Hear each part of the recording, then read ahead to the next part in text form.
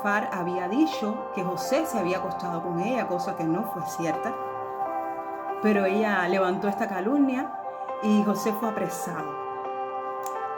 Y en este capítulo vemos cómo José interpreta los sueños de dos personas estando él en la cárcel. Es decir, dos personas tienen un sueño el mismo día. El jefe de los coperos del rey y el jefe de los panaderos del rey. Estos sueños tienen su cumplimiento. Y era que el jefe de los panaderos iba a ser ahorcado. Pero el jefe de los coperos, Faraón, le iba a devolver su oficio. Y José le dice en el versículo 14, acuérdate, le dice al copero, acuérdate pues de mí cuando tengas ese bien y te ruego que uses de mí, conmigo de misericordia y hagas mención de mí a Faraón y me saques de esta casa. Y el versículo 23 dice, y el jefe de los coperos no se acordó de José, sino que le olvidó. Y podemos ver aquí que a veces el hombre nos va a olvidar, el hombre nos hace promesas, pero Dios es el que no falla. Dios cuando te da una palabra y te promete algo, Él lo cumple. Y Dios desde el principio del llamamiento de José le estaba viendo y le estaba hablando acerca de su futuro, que lo iba a poner por autoridad. Algo que quizás José no entendía al principio, pero el Señor le estaba diciendo que Él lo iba a poner en autoridad.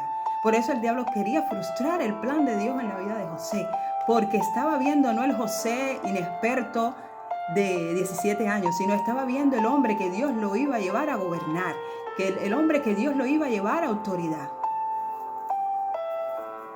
Y en medio del rechazo, en medio del dolor, nosotros vamos a ser formados. Las habilidades de José se perfeccionaron en el dolor, en el rechazo.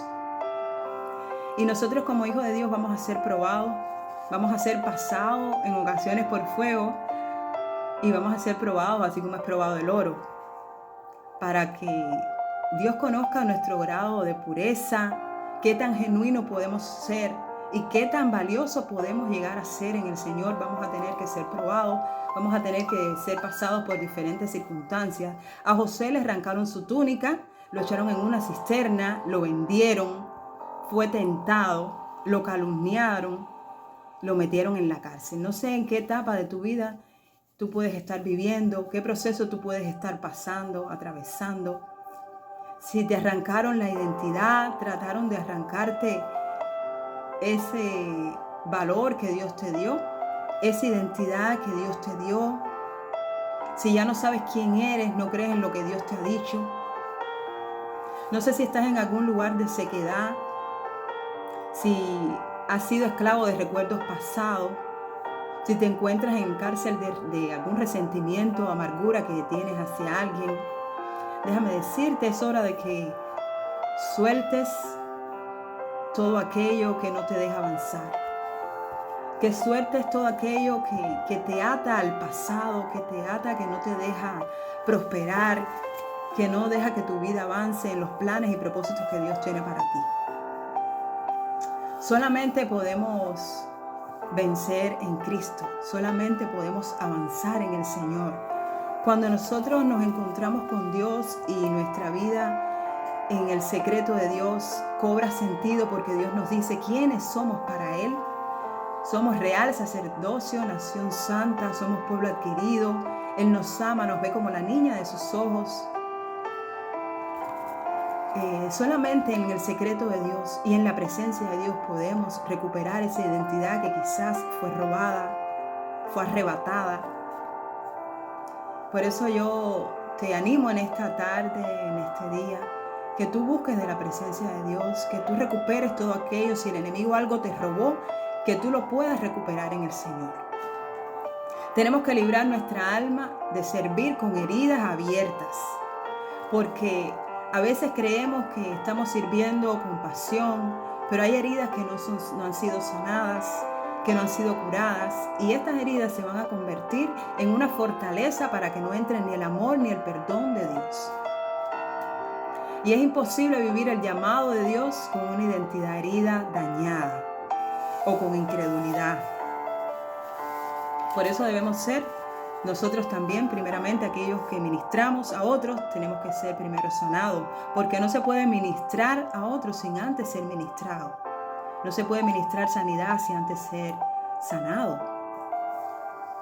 Entonces, esta es una exhortación que te hago hoy. Es hora de soltar todo aquello que no nos deja avanzar, todo aquello que nos impide alcanzar el propósito que Dios tiene para nuestra vida, todo aquello que nos roba la efectividad en el propósito y en la asignación que Dios nos dio, en el nombre poderoso de Jesús. José se convirtió en un hombre extraordinario. Él llegó a gobernar Egipto. Él pudo extenderle el perdón a sus hermanos cuando sus hermanos lo fueron a ver. Este hombre salió de la cárcel. José, el Señor tiene memoria de nosotros y Él nos va a posicionar en el momento preciso. José llegó a ser el gobernador de Egipto y cuando sus hermanos lo fueron a ver, dice que José lloró, pero José pudo experimentar el amor y pudo experimentar el perdón de Dios. Él perdonó a sus hermanos, él los amó y él pudo experimentar el amor y el perdón gracias a que fue un hombre que se guardó en integridad para Dios. Él tenía temor de Dios y ese temor a Dios lo llevó a actuar de la manera correcta. Y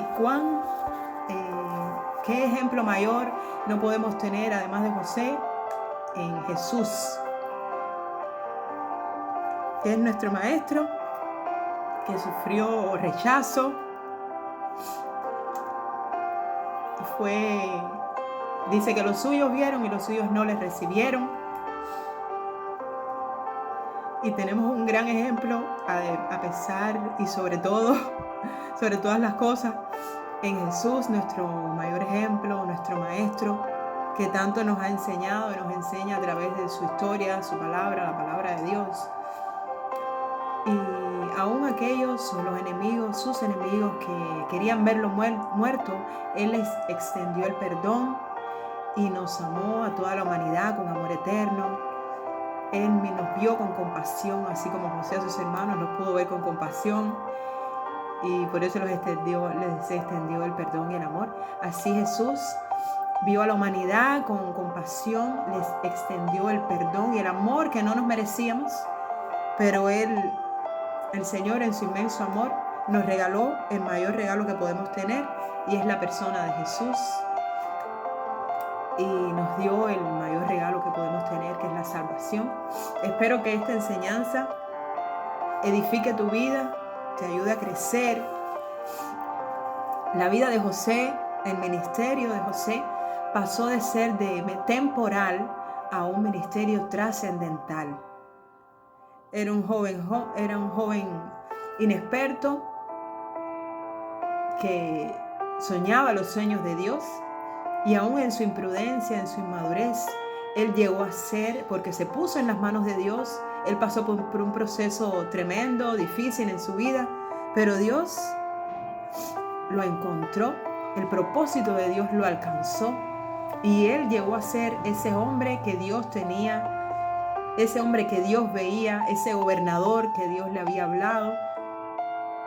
Y así es nuestras vidas. Tenemos una idea de lo que Dios va a hacer al principio. El Señor nos habla, nos da una palabra, nos da promesas. Y tenemos una idea de lo que Dios va a hacer en nuestro comienzo con Dios, en nuestro caminar con Dios al principio. Pero no nos podemos imaginar, no somos capaces de imaginarnos del lugar a donde Dios nos quiere llevar. Y en ese transitar podemos atravesar muchas dificultades, pero Dios siempre va a estar con nosotros, así como estuvo con José. El propósito de Dios siempre nos va a alcanzar, porque cuando tenemos una palabra de Dios, cuando portamos una palabra de Dios, aunque el enemigo se levante, porque a veces nuestra vida incomoda a otros, la gracia de Dios que tenemos en nosotros le incomoda y molesta a otras personas, la integridad que podemos tener, la santidad, la pureza, porque hay personas que no se quieren alinear a la voluntad de Dios, no se quieren comprometer, no quieren cambiar, pero también van a intentar sacarte del camino a ti. Nos toca a ti y a mí permanecer firmes en ese propósito y en ese llamado que Dios nos hizo. Así que espero que esta palabra te sirva de edificación. Así lo ha sido para mi vida. Espero que tú puedas crecer y madurar y avanzar en ese propósito precioso que tiene Dios para tu vida. En el nombre de Jesús, muchas gracias por acompañarnos. Dios les bendiga abundantemente.